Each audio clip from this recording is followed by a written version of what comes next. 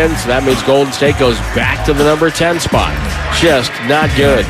And there's no way I would have believed you if you'd have told me after 35 home games they were 17 and 18.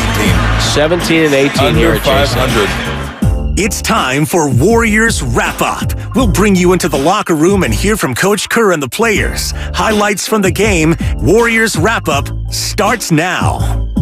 Well, just another chapter in the roller coaster, seesaw, up and down, inconsistent, whatever you want to call it, 2023-24 season for the Golden State Warriors as they fall tonight to a shorthanded New York Knicks team by a final score of 119-112. This is Warriors Wrap-Up here from Chase Center. Evan Giddings with you on 95.7 The Game. Appreciate everyone that is filing in, whether it's on your Odyssey app, on YouTube and Twitch, powered by First NorCal Credit Union.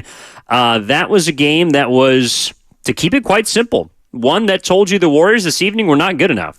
They were not good enough to beat the Knicks tonight without OG Anunoby, without Julius Randle, and without Mitchell Robinson. Full strength, 100%. The Warriors did not play well enough to win tonight. Are they good enough to beat this version of the Knicks team on a given night? Yes. But that's kind of the issue. Coming off of an important win on Saturday, granted, Anthony Davis got hurt at the first quarter, didn't play for the rest of the game, but they got a necessary win against the Lakers. You jump them, you climb into the 9th seed, you come back here tonight, and from wire to wire, I mean, they just flat out lost this game. They got outplayed by a Knicks team that played with more hustle, that played with more heart, pun intended, in the form of Josh Hart. We'll get to him in just a moment. And they played with more physicality. And that's pretty much what you expected from this Knicks team. They were not going to beat the Warriors by raining in threes, by getting up and down, they were going to drag the Warriors into the mud. And it was on Golden State, I thought, to basically show the same or even a similar sense of urgency to what they did against the Lakers, and they would have won this basketball game. That's a Knicks team that without Anunoby and Randle, I believe, is about 500, if not below, this season. They're a pretty average team, and they made the Warriors look average tonight at Chase Center because, again, they could not conjure any consistency. You can just go up and down the roster tonight. And there were a couple of bright spots. The second unit looked all right. Chris Paul, Trace Jackson-Davis, and Klay Thompson. I think they played well this evening.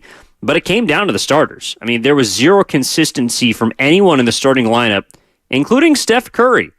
You look at Steph Curry and Draymond Green, who both played heavy minutes on Saturday against Los Angeles. They looked old tonight against a pretty young Knicks backcourt. Brandon Podziemski looked limited this evening. And I thought someone that, if you kind of are projecting of what you could hope, a guy like Pods, who's offensively limited at this point, not really a scorer, but he does and checks all the other boxes. If you look at someone that I think he would like to project into, Josh Hart would be that guy who had a triple-double tonight and played every single minute of this basketball game. Josh Hart controlled the game. Podziemski could not. Jonathan Kuminga, I felt like, was perhaps due for a little bit of a down game, but it was a very poor time for it because they needed him. And down the stretch, he along with Wiggins, and particularly Wiggins, Wiggins sleptwalk his way through this game. I mean, there's a couple flashes. I know he ended up with 7 rebounds, but like 2 or 3 of them he grabbed on one possession after he missed a couple of bunnies at the front of the rim. I thought Wiggins was not very good this evening. It all came down to the fact that New York Knicks had guys that stepped up, whereas the Warriors, at full strength, mind you, not a single man on the injury report this evening for the Warriors, did not. Miles McBride had the game of his life tonight, played all but 90 seconds of this basketball game, didn't score on Saturday against Sacramento, by the way. Had a career-high 26 points tonight, hit 6 threes. Jalen Brunson is coming off of back-to-back 40-point performances. Gave the Warriors 35, 15 of which in the third quarter, including a few back-breaking buckets, including one that, because of a Gary Payton foul, turned from basically a 3-point foul to a flagrant one, And really from then on, I felt like the momentum, like they just could not grab it, in large part because of what Jalen Brunson was doing. And I got to give him his credit. Jalen Brunson outplayed Steph Curry tonight, and that is not something that you can say very often. Isaiah Hartenstein outplayed Draymond Green tonight, who looked very tired at the beginning of this basketball game, coming off a Lakers game in which he played 34 minutes for the first time this month. Hartenstein was plus 26 tonight. I mean, he was killing the Warriors, and that was someone that just got absolutely abused and almost run off the court at MSG the last time they faced them on the road. And then, of course, Josh Hart outplaying Podziemski. So I feel like the starting lineup tonight for the Knicks, and a lot of it, Tom Thibodeau, I mean, he's going to run his guys into the ground, but he's going to get them to play hard. And this also falls on the coaching staff as well. Whether it was the Warriors being tired and Kerr not understanding that he couldn't play guys as much as he had. I mean, it was virtually a 9-man rotation tonight again as things begin to shrink and condense. And a lot of that was because also Moses Moody got hurt, which is at a very poor time because he looked like he gave them a little bit of life in the first half and then went down with left knee soreness and could not return. But Kerr didn't look like he had these guys ready to play. And they didn't look ready to play at the beginning of this game. They lost by 7 points, and while that might not seem like a large margin, the Warriors went down 20-6 quickly, very fast. It was 14-5. It might have been 20-8, but they lost this game at the beginning of the game. They lost it in the first few minutes with their energy, with their lack of urgency, and with, again, an inconsistent level of energy that we cannot, on a given night, essentially evaluate or foretell. It's really hard right now to figure out what you're going to get from the Warriors, especially at home. It almost sounds, and I feel like I sound like a lot of the conversation and, I don't know, pre or post game shows from last season, which was trying to figure out what was going on with the Warriors on the road. And instead now it's trying to figure out with what the Warriors are going on, what happens at Chase Center when they come back. They're 18-14 on the road. That is a damn good road record. They're 17-18 now at home as this loss moves them below 500 at Chase Center. And again, last year they couldn't lose here. I mean, they were world beaters at home last season. And not that you're going to rack up, more than 30 wins at home every single year, but if you're a team that can win 18 on the road, it's just very perplexing why they can't find a way to at least match that at home 65 games into the season. And right now, the Warriors, I think, are kind of in a place that they've been jockeying back and forth between, which is feeling like they can make a run and having a sobering loss or deflating defeat. And again, against a Knicks team that was missing essentially 3 of their starters, one of which they just found out was going to be out in Anunoby over the weekend. So, a sobering defeat for Golden State, and I'm curious what fans feel about it. 888-957-9570. Evan Giddings with you here on Warriors Wrap-Up on 95.7 The Game. Checking you out on YouTube and Twitch, powered by First North Cal Credit Union. Yeah, I see a few of you. Call it mid. I got you, Jason. That was a predictable game, according to Paul Hansen. It's who they are this season. Yeah, up and down. Alex from the ATL, a team that's been mediocre. I don't know about terrible. I mean, they've had a couple of good wins, but they've also had as many of these kinds of losses. I don't know about, like as far as a run is concerned, look, and it's always funny. Like we go back and forth. I think a lot of people do between, the highs and the lows. A game on Saturday wasn't necessarily one that I looked at and said, okay, this is why the Warriors are all of a sudden going to be able to, get out of the elimination side of the play-in tournament, figure their way into a first-round series or not. This is the kind of loss this evening against the Knicks that I think puts things in perspective. And it's that the Warriors are a 10 seed nearing the 70-game mark of the season.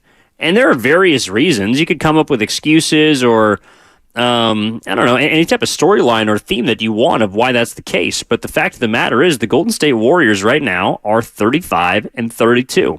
They're a below 500 team at home, and they have multiple losses on their ledger this year against teams that have been in the situation that the Knicks faced tonight, being shorthanded. And that is something that cannot be overlooked. And for a Warriors team that's trying to get this thing together, it just feels like whenever they have something, a piece of their team figured out, another part of it drops out. Whether it's, I think the urgency that they showed on Saturday, I believe that coming into the game and stepping onto the Chase Center court tonight, they felt like they needed to have that, but for whatever reason, they couldn't get it. Some of the older players, Steph Curry and Draymond Green, I don't think they had it tonight. Is that a because of their age? Could be. Curry's 36. Draymond's 10-plus years in.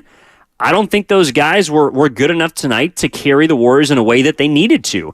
And conversely, some of the younger players, being Podziemski and Kuminga, just because they're in the starting lineup, are not at that point in their careers where they can do enough to offset if the big boys have a poor night. Podziemski didn't score a point tonight. Granted, he only took 2 shots, but Kerr went away from him because he wasn't playing very well. And Andrew Wiggins, I mean, this guy, I don't really know what to tell you. I feel like I've been on the side of the fence that Wiggins is who he is, which is he's going to give you 24 minutes and 7 points every so often, and you're just going to have to live with that. If you're depending on this guy to be consistently, a two-way force, I don't know what else to try and sell you. I mean, he's just simply not going to be. The starters for the Warriors were not good enough tonight, and that's the most damning part about this. They got outworked by a group of 5. I mean, Tibbs basically played 8 men this evening. He played 8 men. Hart played 48 minutes. Miles McBride played 46 and a half minutes. Brunson played 35. Hartenstein in 25 minutes outplayed Draymond Green. I mean, the bright spot for the Golden State Warriors tonight was their bench. Trace Jackson-Davis looked electric. I thought he gave him a lot of energy that they seemed to be lacking. In his 26 minutes, had 19 points, 9 rebounds, 3 blocks. Klay Thompson looked like, a secondary playmaker in addition to a scorer. 18 and 8, by the way, the 8 assists for Klay Thompson tied as a career high for him.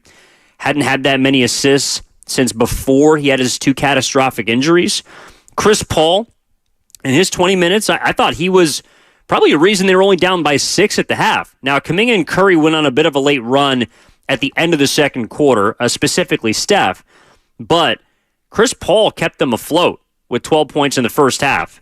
And in the second half, I know he didn't do as much scoring, but the facilitating with the second unit, setting up kind of those hockey assists for Klay to get it to Trace Jackson-Davis, I thought those 3 main guys off the bench, being TJD, Chris Paul, and Klay Thompson, I thought they all played really well. I thought Gary Payton II had a few bright spots throughout tonight, but again, sometimes reminds you of his limited nature. If he's not locking up the respective player that he's defending, he doesn't help you a whole lot. I mean, he didn't grab a rebound tonight in 17 minutes, had a couple of turnovers, and unfortunately made, I think, maybe the most back-breaking foul of the evening, which was fouling Jalen Brunson on a 3-pointer, turned into a flagrant 1. But then again, you look up in the fourth quarter, and I think they got it down to 4 points. And unfortunately, Draymond Green turns the ball over in a tough situation. It was 90-95 with 9.5 left in this game. And then the Knicks respond. Again, it was just a game that, even though the Warriors cut it to a certain mark, I don't know about you watching at home, I didn't really feel like the Warriors were going to take this game. It more so felt like there was a couple of runs that they would make, and then they kind of hoped because the Knicks were shorthanded that they would just, roll over maybe a little bit. But throughout the full 48, the Warriors got absolutely outplayed tonight. And that, to me, is a really damning piece of this game. So, again, let's open this thing up at 888-957-9570. That is the number. Let's get out to Tracy. Bring on Drew Down. Drew Down, my man. How are you? You're on Warriors Wrap-Up. Hey, good evening, Evan. I just want to start off by saying you're doing a great job. Tough, disheartening loss tonight for the Knicks. To quote the great Daryl the Guru Johnson, Olivia Newton-John, the Knicks were physical, and just a ugly start.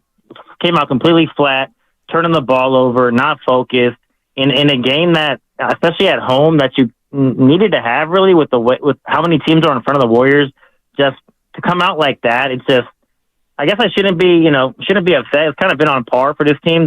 They've 17-18 at home this year. They were 33-8 last year at home in a season that wasn't even that great. So it's great that they're playing good on the road, but 17-18 at Chase, I don't understand it. So that was a tough loss. Knicks are a good team. They're missing starters, but a game that the Warriors really could have had. Shout out McBride, man. That guy's a baller, dude. 47 minutes. I feel like a lot of times fans always say, "Oh, there's always some random guy that goes off against the Warriors." Well, how about somebody on the Warriors steps up and gives an unsung performance? It kind of goes both ways, you know. So shout out McBride. Tibbs up to his old tricks, man. McBride 47, Hart played 48. Shout out Josh Hart. He played a great game. He really rode his horses. The Warriors, we got a couple horses, but we also got some mini horses and some other ponies that are really nice and effective. But when it comes down to it, they rode their guys, and that, I feel like that, kind of made the difference. The second quarter, I thought JK, he had a stretch where his defense was super active. He had a couple steals. Chris Paul, like you had mentioned earlier, made some big shots. Down by 6 at the half, I thought the Warriors team had action, especially with the bad start, but obviously not. Pods, Draymond and Wiggins, 2 points combined at halftime. That's not going to cut it. They finished the game with 9 points. I feel like Wiggins had a couple late buckets. So 9 points from 3 starters combined. This team is not good enough defensively to overcome that kind of lack of offense from 3 of your starters. So it seems to me that Pods has been struggling a little bit lately. I don't know if it's a rookie wall cliche, but he just seems like he's doing the little things, but offensively, you got to get more. If you're playing 25 to 30 minutes, you can't put up a 0. That's just, that can't happen. So I don't know what's going on, but he definitely has to pick it up. I thought Trace was great, obviously.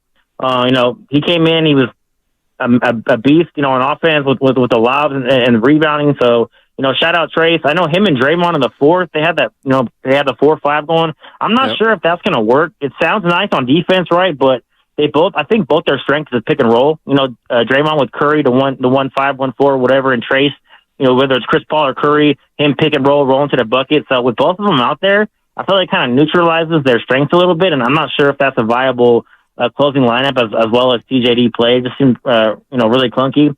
And I was shocked that Kerr didn't challenge that. I don't know if it was Precious or somebody. I feel like they knocked over Pods, and then they went up against Trace. And I feel like Trace went straight up, didn't touch him, and they called a foul, and there was a lot of outrage. And I don't know why Kerr didn't challenge it. He didn't challenge anything else the rest of the game. It was an 8-point game at that point, and made the free throws, went to 10. It was a minute 24 in the third. So I feel like that was a play that, the GP2 foul, the flagrant, was obviously, that was tough. I'm not arguing with the call. It was just a tough break. Brunson made all his free throws. So those couple plays I felt like were definitely some killers in the third. I feel like the Warriors just kind of dug themselves a hole in that first quarter that they couldn't get out. They made their runs in the second and at times, but it's like when you're behind the 8 ball, those runs, if you were, came out strong, those runs might have tied the game rather than getting it to 6 or 8, So just a tough loss, a game that you would hope they would win. I think we're destined for the 9-10 seed, and kind of buckle up, and it's going to be a bumpy ride, but I'm riding with my team, and let's see if we, there's still some games left, so let's see if they can, make some noise the rest of the way. Thanks, Evan.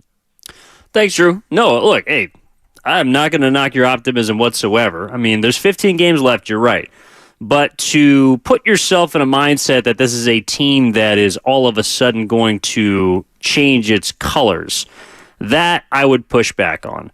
Because I think you hit on something really interesting, Drew, and it's got me thinking about the contrasting nature of, say, the New York Knicks and the Golden State Warriors.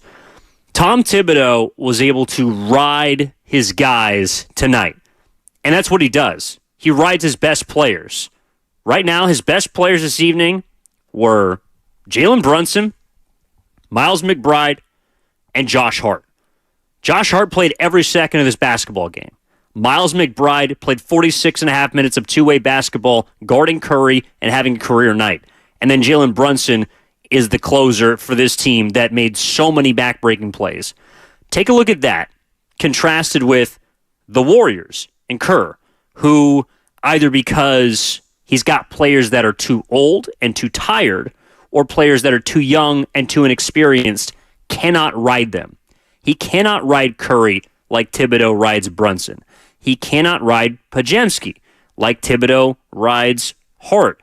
He cannot even ride J.K. at this point the way that, say, Thibodeau rode McBride. And that, to me, in this game, is what the difference was. DiVincenzo, for example, showed up here at his old court. The Warriors, to me, in this basketball game, got outworked, they got out-hustled, they got outplayed. That's why they lost. Being down 3 starters had nothing to do with it. The effort tonight is, to me, the most damning part about the defeat, because I'm not saying that the Warriors don't care about this game. They obviously do. They want to win every single game possible.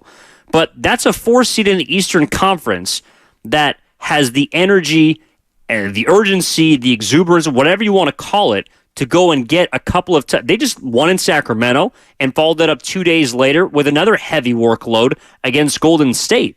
So this is a Knicks team that is in a very different place as far as the construction of their roster than the Warriors are. And Curry tonight, I don't think he had enough in the tank. And look, he had 22 points through 3 quarters. I know he ended up with 27, but those last 2 baskets came with a few minutes left when the game was already pretty much decided. I thought we were going to be talking about how Curry was held scoreless in the 4th quarter. And again, it wasn't for lack of effort. He just didn't have it. And I think it's because of how much he exerted himself against Los Angeles, because of how much he's had to exert himself throughout the season.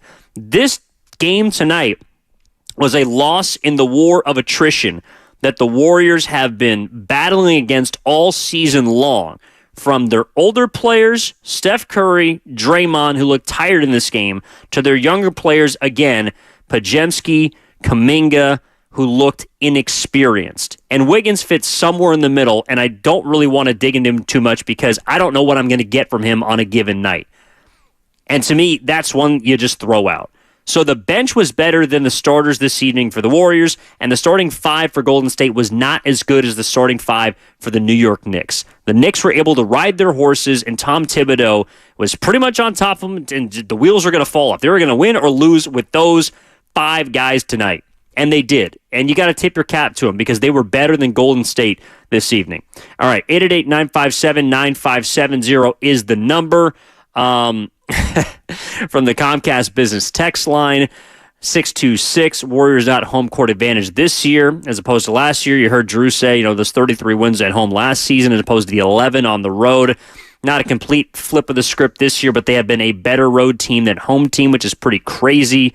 I'm not going to go so far as to say from the 702 this team is garbage, although it was close to a gutless performance. Again, from the standpoint of you needed that victory. Like, the win itself, or the loss hurts. There's no doubt about it, but that is a game that you need to win because of, again, where you are in the standings, you're looking around at the West.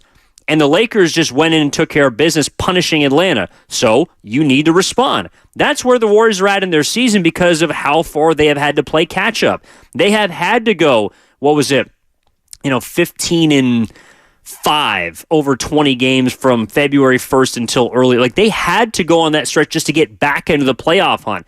That doesn't mean that all of a sudden they can take their foot off the gas pedal. And that's what it looked like they did tonight. They took their foot off the gas pedal against a New York Knicks team that was down 3 starters and that beat them and outworked them and outplayed them with essentially 3 guys, one of which is a former second-round pick, is already on his second team in McBride, had a career game after going scoreless against Sacramento. Josh Hart, who played 48 minutes, missed 13 freaking shots for crying out loud, but still managed to out-hustle you on his way to a triple-double. And then Jalen Brunson, who repeatedly put together back-breaking shots and outplayed the point guard counterpart on the Warriors team, which tonight was a Steph Curry that looked gassed for the majority of that game. That's what happened, and it was really, I think, just kind of difficult to watch, even though I think some people expected it, because the only thing that's been consistent about this Warriors team this year has been their inconsistency. All right, let's go out to Mark in Millbrae. Mark in Millbrae, you're on Warriors Wrap Up here on 95.7 The Game. Evan Giddings, and Mark, my man, what's going on? How are you? Yeah, coming back from the game, really disappointed. coming out flat like they did. Tonight was a measuring stick game. You just come in for a huge win in LA, so you got a chance to maybe put some momentum together. You haven't been playing well at Chase all season. Tonight was a test where you can come out and what happens? They get down to early holes. And against this team, especially like the Knicks, even though they got a couple guys out there, they grind you out. This is the type of game they like to play tonight. Thibodeau is a defensive guy, and the Knicks love to get in a slugfest. And unfortunately, the Warriors really allowed them to control the pace and tempo of this game tonight. And we know Brunson, how good he is. He was spectacular, but allowing a guy like McBride, who the role player, to go off, I don't know, it was probably his career high tonight. He was hitting everything he took. He was hitting big-time, timely shots. That's inexcusable. You cannot allow that to happen.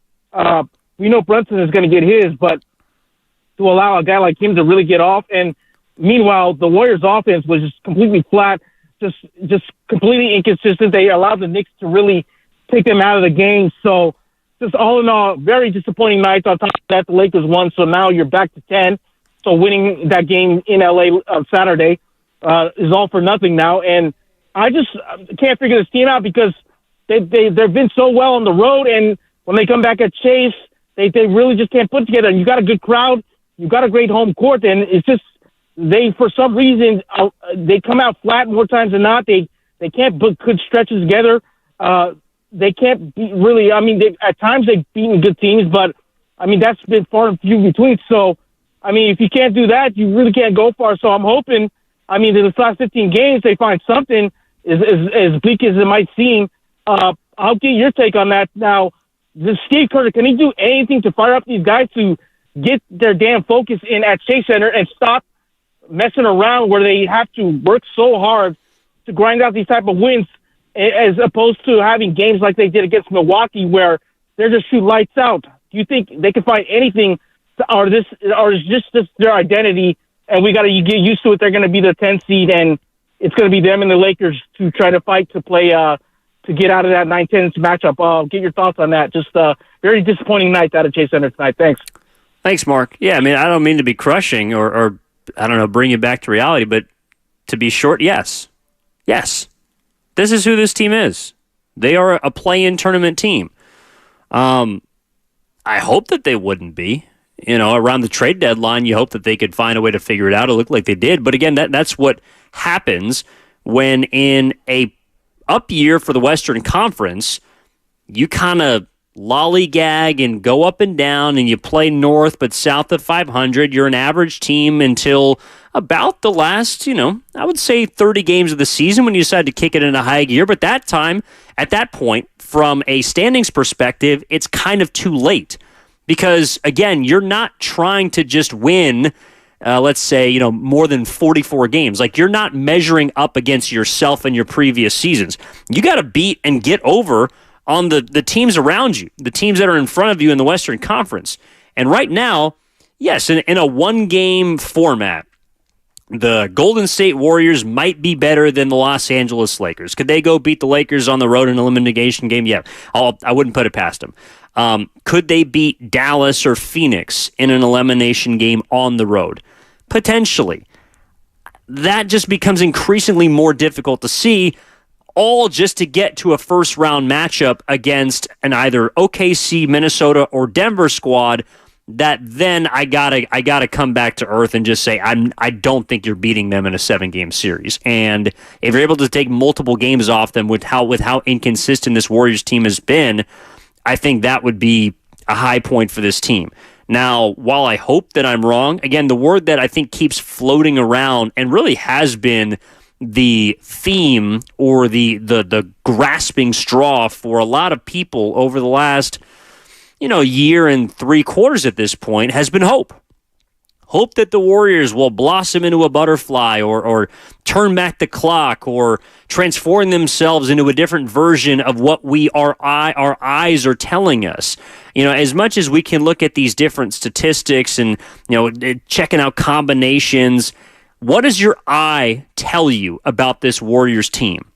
My eyes tell me that this Warriors team is good. They're not a great team. And that's been proven throughout the course of the season. They are a fine basketball team, and fine in a year in which there's probably going to be 6 50-win teams in the West. Maybe 5, but 5 or 6 50-win teams in the West, that's fine is not going to get it done.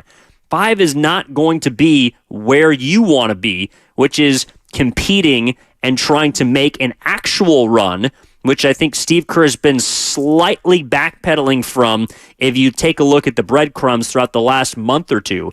Taking a look at what he's gone from saying, which is, I believe in the chemistry of this team, to, I think they might have mentioned championship midway through the year. Draymond Green in his podcast still saying he thinks that they can win a championship, can match up against teams, to now a week and a half ago, Kerr saying, I think we can make a run.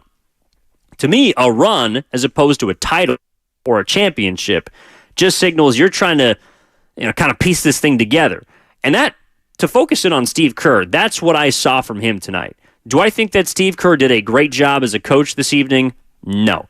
Do I think he really had much of a choice as far as things to go to and rotations and guys to put together? Not really.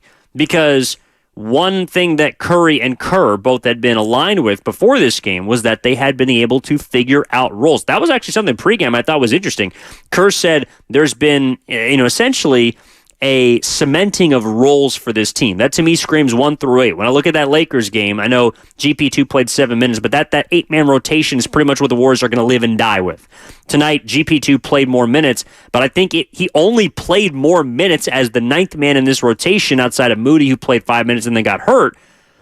GP2 only played in this game a lot, I think, because Wiggins was so bad. And when Wiggins is bad, everything kind of trickles down. When players in the starting lineup don't play well, well, then Podziemski doesn't play well. Well, you got to go to Clay or you got to go to Paul. Behind them, who do you got? I think that Kerr tonight was grasping at air.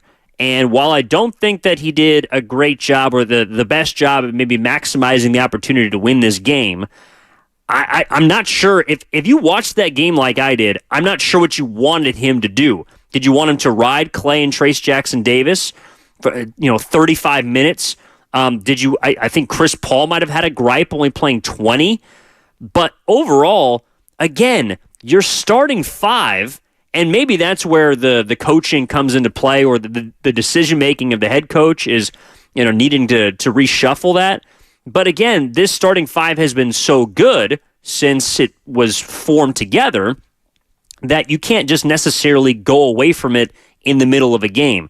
That might be something they look at against Memphis is say, well, maybe it's Podziemski, but again, I think it's hard to go back and renege on the decisions that you've made, because Klay Thompson appears to be thriving in his bench role. Are you all of a sudden just going to put him back in the starting lineup and move Podziemski back to the bench? Chris Paul appears to be, for example, doing very well as the 6th man. Is he someone that you could slide into the starting lineup? Is Trace Jackson Davis, who has been efficient? I mean, maybe he's got the best case to kind of play, and you try and play the 4-5 with him and Draymond as 2 bigs, but then you run into trouble offensively, though you're better on the defensive side of the floor. I also think it's a little bit overzealous to have 2 rookies in the starting lineup. So how do you bring Trace Jackson in? Do you take Podziemski out? There are a lot of tough decisions that Kerr's going to have to make between now and Wednesday when they play the Memphis Grizzlies.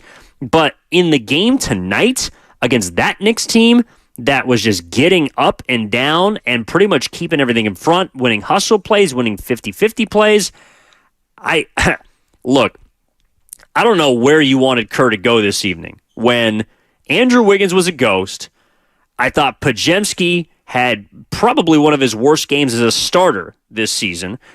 Draymond Green looked old. Even Steph, for much of that game, looked old this evening. And even Kuminga at times, in the second half particularly, I thought was trying to do a bit too much.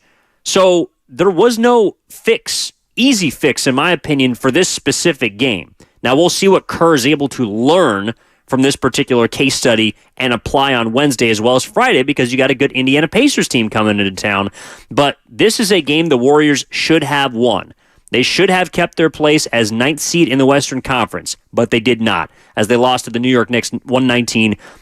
All right, before we get to a break, let's get out to Stockton and hit Oscar. Oscar, my man, what's going on? You're on Warriors Wrap-Up with Evan Giddings on 95.7 The Game. How are you? Oh, man, I'm up here watching the ladies on TV. Man, it's disappointing, man. Because, everybody know me. I'm a Warrior fan to the heart. I'm just like watching the game. I'm thinking we're going to come out with a little sense of urgency. But if you notice, every time as we play at home, we do not start off with a sense of urgency. And tonight, you cannot let the Knicks come out there like that. They just played the Kings the same way. We come out and got down 18-4. But the one thing about it, if whoever's watching the game, you got to understand, Wiggins, I understand the personal issues, but right now, he has to be another scorer out there with Steph because you only got Kuminga and Paz and Draymond. They combined for 10 points, them three. You can't do that. The rotation, Kerr going back and forth all year. He got a set rotation. I know we need Clay in the game, but that's going to mess the second unit up. The first unit got to start playing, but the hustle, it ain't even got nothing to do about scoring. It's just the hustle. This is a game that we needed. Like in L.A., they had a sense of urgency. On the road, sense of urgency because the crowd be fired up and everybody want to be as we play good. At home, we don't have a sense of urgency. The hustle plays. If you watch the hustle plays, man, you will see why we got our butt whooped. And if McBride hit 1 or 2 shots, we have to start getting in here. We cannot allow a bench player to score 20-some points. Harkinson, the center, he had about 9 or 10 in the first quarter, and that's how the game got out of line. Because off the top, What's-it-called wasn't doing nothing in the first. We had him stop. He hadn't did anything. Brunson didn't do anything, but the backup players and this is my last point I want to make. My cousin Ronnie Brewer, he played for the coach over there, Tibbs. One thing about Tibbs, he called timeout consecutively 3 times in a row. It's true. Kerr need to do the same thing with the veteran team and stop the runs. On that point, man, I'm still down with the Warriors, but they got to get a sense of urgency at home. This no-go. We got to get a sense of urgency. Have a good one, man. I'm disturbed tonight. Thanks, Oscar. No, keeping it real, man. I like that. And especially, touching on the way that Thibodeau uses timeouts. He wasn't going to have any timeouts to use at the end of the game, and I guess he felt like he didn't need them. I mean, there were 4 timeouts called in the first quarter alone, and I want to say 3 of them were by the Knicks. I just kind of glanced it up at the Chase Center scoreboard and thinking, wow, the Warriors got 5 timeouts here in the second half. New York's got 3. Tibbs was not shy about how he played his team, about how he used his timeouts, and really about what the level of energy that he expected from this team. And that's one of the reasons why the Warriors lost, and it's a big reason why, Jimbo, you're right, on YouTube, powered by First NorCal Credit Union, why the Warriors are 17-18 at Chase. That is the reality of the situation. All right. Before we get to a break, I want to remind you about our hardest worker of the game, brought to you by Alameda County Sheriff's Office, who works hard to serve the community. Are you looking for a career in law enforcement? Learn more about job opportunities at joinacso.com. Pretty obvious choice, I think, in this game for our hardest worker of the game, Trace Jackson Davis. Perfect 9 of 9 from the floor. +6 off the bench. Also had 3 blocks, 3 offensive rebounds, and a couple of assists as well. I really like the pairing that he and Clay have gotten together off the bench. I think it also, because of how they've formed a chemistry, it makes it difficult to move one of them into the starting lineup. Do you move both into the starting lineup? Are there big wholesale starting 5 changes that you believe need to happen? That's something we can explore as we take a break here on Warriors Wrap Up after they lose at home. Now, again, below 500 at Chase Center, 119-112. When we return on the other side, we'll hear from Steve Kerr about the loss, maybe perhaps get some insight as to some of the things that we've been moving around with here on the conversation. And again, the number is 888-957-9570. Evan Giddings with you on Warriors Wrap Up on 95.7 The Game. We'll be back after this, taking your calls on the other side.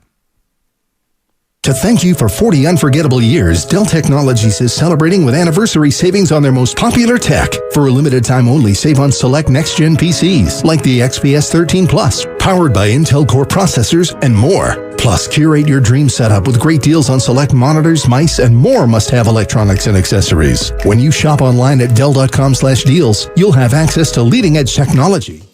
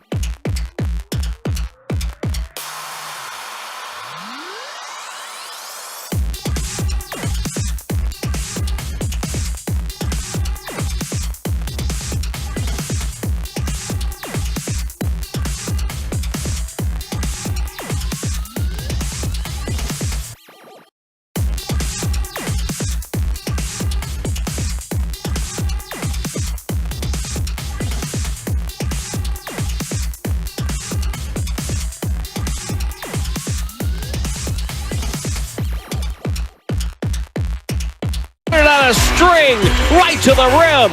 He's the one that can go get that. Wiggins can too, but from a big guy's perspective, it's TJD. What a pass. Now back to Warriors Wrap-Up on 95.7 The Game. All right, Evan Giddings with you here on 95.7 The Game. The Warriors beat by the short-handed New York Knicks tonight at Chase Center, 119-112 final score. The Warriors are 17-18 at Chase Center this season, and really just a absolutely deflating game. A demoralizing game for multiple reasons. Number one, the effort. And I think it doesn't go much further than that. This was a game that the Warriors needed to win, that they should have won. And this was a Knicks team that was down 3 starters, and they still could not get it done at home due to a plethora of poor performances. And perhaps the only bright spot was Trace Jackson-Davis tonight, Klay Thompson, Chris Paul maybe, but overall, the Warriors just got beat. And it is a sobering loss among many sobering losses this season. And I'm curious what people feel walking away from that game. 510 on the Comcast business text line. This loss counted as another clutch loss, I guess. It's interesting. They lost wire to wire. I know they cut it down to 4 at one point in the fourth quarter. I didn't feel like the Warriors were going to win this game. And it was really from the start. It was because they didn't show up. They didn't compete at the beginning of this game. They went down 15-4 immediately. They went down 20-6. And from that point, sure, heck, I mean, you won the rest of the game, but that doesn't matter because of how you came out. The Warriors came out flat, and the Knicks kicked their ass in the first 6 minutes of the game. And that's why the Warriors lost tonight. It's kind of as simple as that, which is, again, I think, a moralizing place to be, knowing that you lost in the first few minutes and you battled back and, you played this and there are a couple nice things that happened, a few plays and alley-oops and and-ones and all the rest. And at the end of the day, it didn't matter. It didn't matter because of how the Warriors came out flat against a team that they should not have, especially coming off a win in Los Angeles against the Lakers in which they did not come out flat. And that's been the guessing game this entire season for Golden State. So before we hit Steve Kerr and listen to him and his press conference is going to be about 4 minutes here coming up in just a moment on 95.7 The Game. I do want to remind people that this is 95.7 The Game, KGMZ FM and H21 San Francisco, always live in the free Odyssey app, Twitch and YouTube powered by First NorCal Credit Union. I appreciate everyone that is tuned in tonight via YouTube, via Twitch, via the Comcast business text line, Odyssey. And if you want to get any calls in, we are taking them at 888-957-9570. But right now, let's listen to the head coach of the Golden State Warriors, Steve Kerr, and what he thought about this game.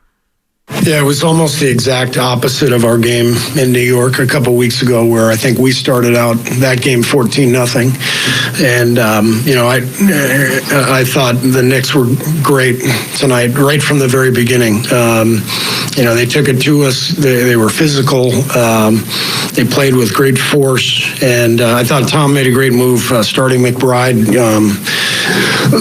With OG out. Putting McBride in there, space the floor, and obviously he got going, and they had us really spread out early, and we knew they were going to come in and play hard, after we got them a couple weeks ago. That's kind of their identity. They're a hard-playing team, and they took it to us tonight. Why do you think, outside of Steph and Jake Carey, is just the starting unit not really having that oomph tonight, really just not being able to find anything? Just one of those nights, where we didn't really get anything going.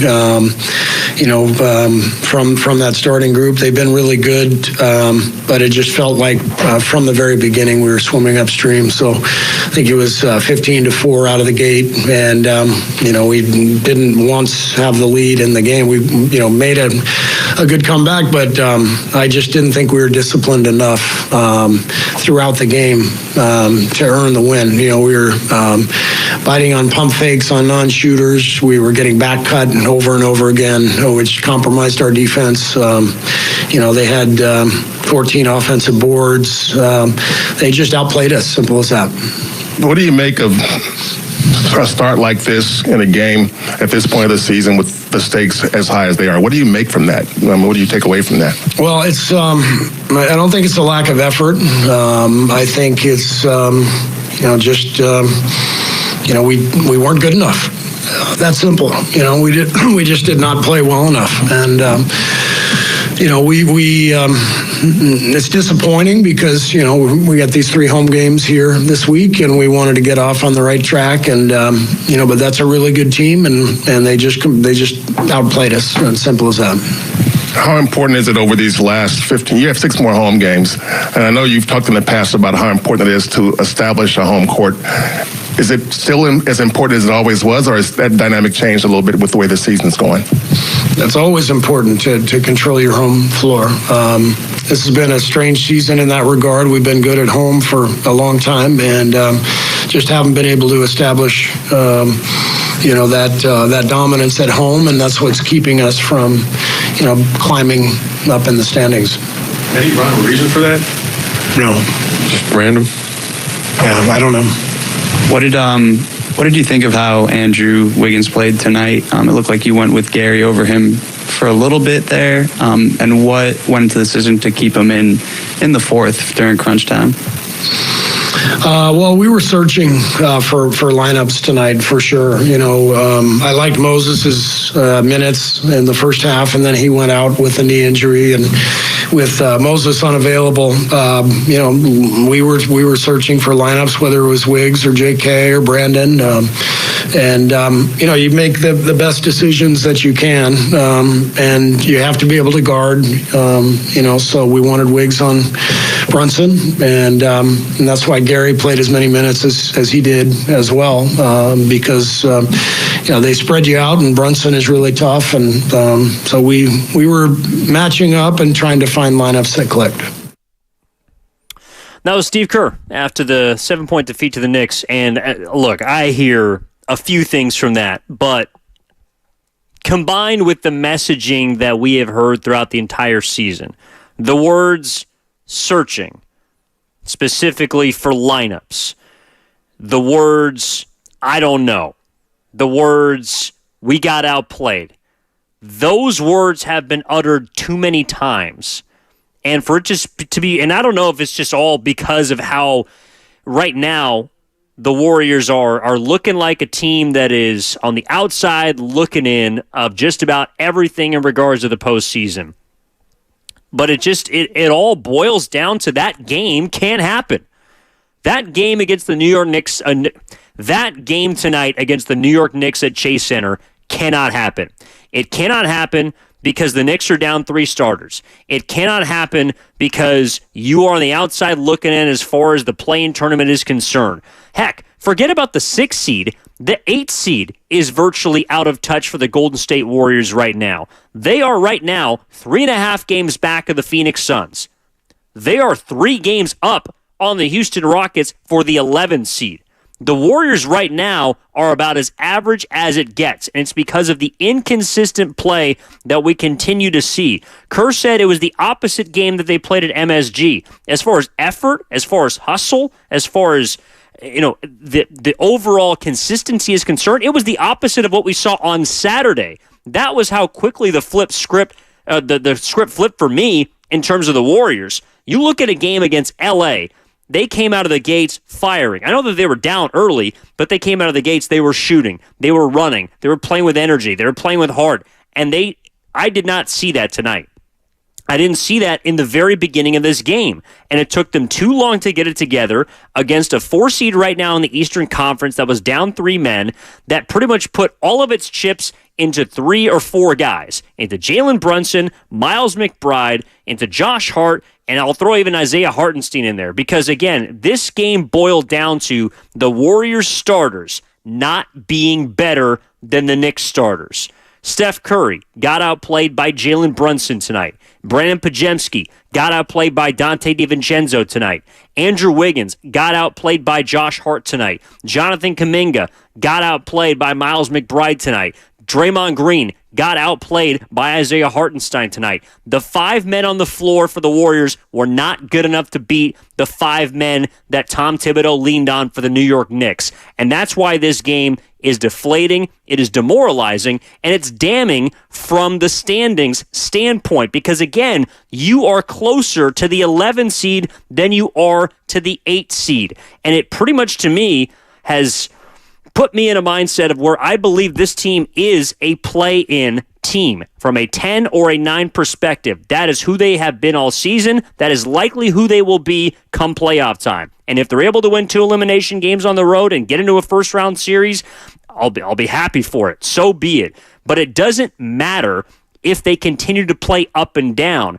You could be great one night and terrible the next. That screams mediocrity to me, and it does not matter how far you think this team can go or how talented they may be when they play like they did on Saturday and how they played like they did tonight here on Monday. 2 completely different levels of effort or levels of energy, of urgency, whatever word you want to put in the mouths of the Golden State Warriors right now. They did not have it when they needed to have it against a Knicks team that they should have beaten.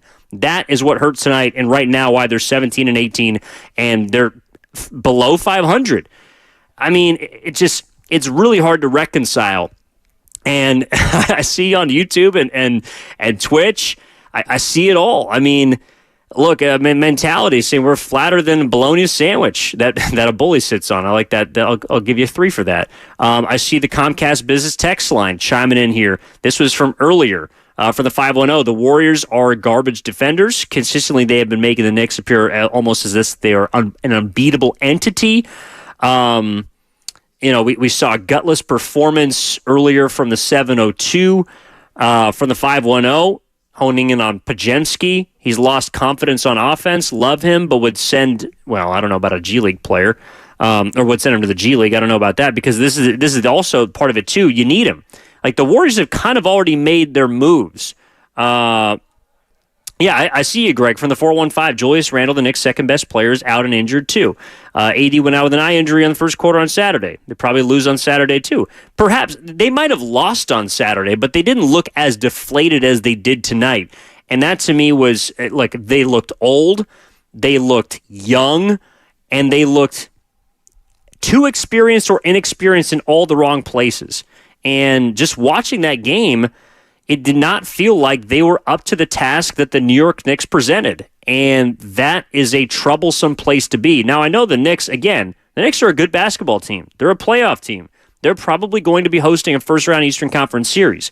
But a lot of that is because of, in addition to Brunson and Hart and DiVincenzo, it's also because of the guys that didn't play tonight in Anunoby and Randall, specifically Anunoby. I think they're 15-2 when he plays, and they're the number 1 defense in terms of 100 possessions in the league. So they didn't have perhaps 2 and the second and the third biggest piece of their team this evening, and they still found a way to win on the road in wire-to-wire fashion. They did not trail in this basketball game.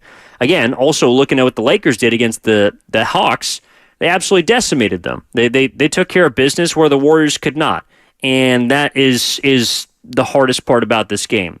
As far as a few of the things that were good, I think that the bench unit and the second unit looks very solid for the Warriors, and that's what makes, again, like, your starters getting outplayed is not good, objectively speaking.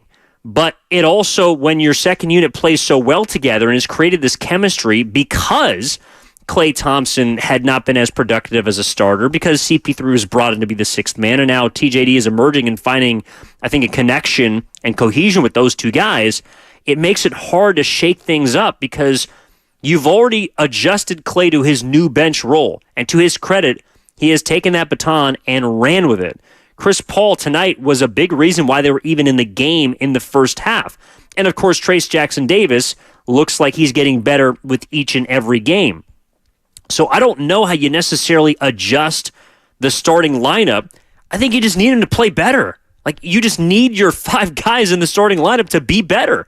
And that's really the rock and the hard place the Warriors are between, relying on guys that can't consistently give them what they need to.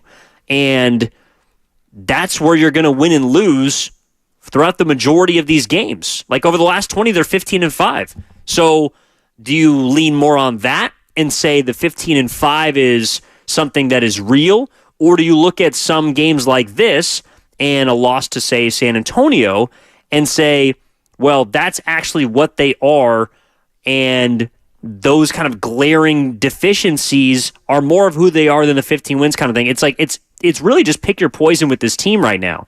And so everyone, to me, has a fair assessment of what the Warriors have been because they're right in the middle. Sometimes they've been great. Sometimes they've been terrible.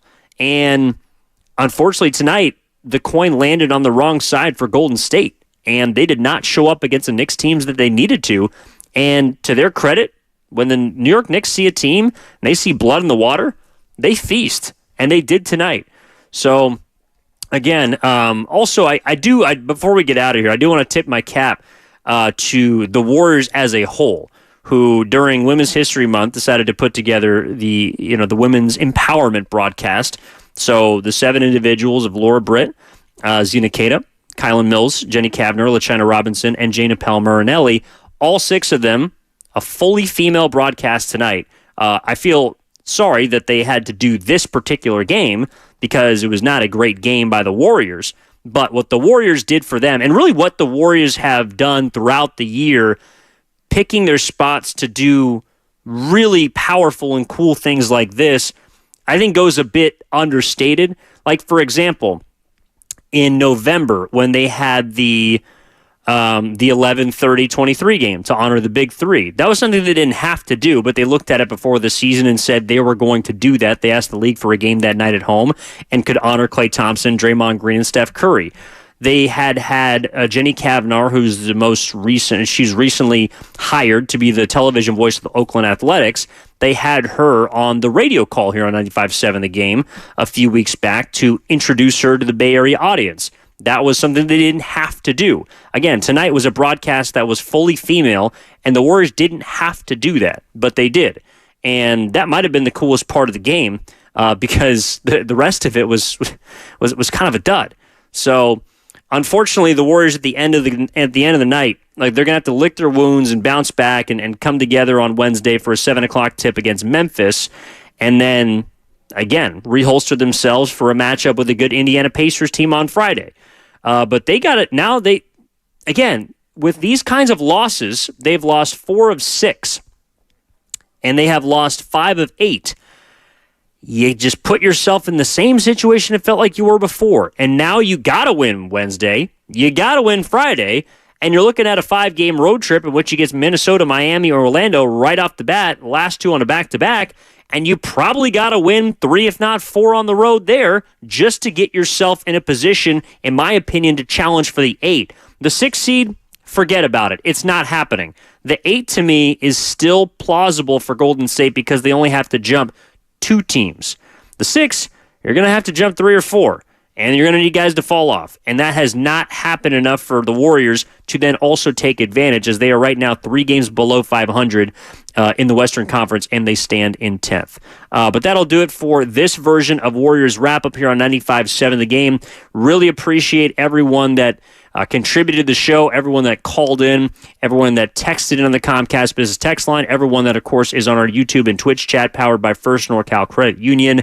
I think another sobering defeat for Golden State, but one that, unfortunately, we've kind of become accustomed to this season. Whenever they feel like they're back on top of the world, they remind us who they are right now, which is a 10 seed in the Western Conference. So the Warriors unable to find rhythm from wire to wire against the New York Knicks, and the Knicks take full advantage, beating them 119-112. That'll do it here from Chase Center. My name is Evan Giddings. Big thanks to our network coordinator back in the 95.7 The Game studios, Sterling Bennett. Big thank you to, I'm assuming, Chris O'Connell, who seems to always be there locked in tonight, producing this bad boy from behind the scenes.